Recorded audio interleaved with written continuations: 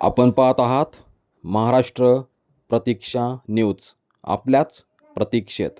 धम्मात नैतिक आचरण, मानसिक शिस्त म्हणजे शील आणि समाधी आणि शहाणपण म्हणजे प्रज्ञा यावर भर दिला जातो. थोडक्यात धम्म म्हणजे स्वतःचं मन शुद्ध करून मानवी जीवनातील दुःख दूर करण्यासाठी योग्य आचरण करणं हेच आहे. आणि म्हणून मुळात धम्मचिंतन हे ठराविक वर्गासाठी नसून ते वैश्विक आहे, सगळ्यांसाठी आहे आणि त्याचं आचरण सगळ्यांनी केलं पाहिजे. ज्यांना ज्यांना विश्वाचं कल्याण व्हावं वाटतं, जगात शांतता नांदावी असं वाटतं, अशा सर्वांसाठीच ही आजची धम्म परिषद महत्वाची आहे असं मी या ठिकाणी सांगू इच्छितो. आणि म्हणून आज जगभरातील शांतता आणि स्थैर्य धोक्यात आहे.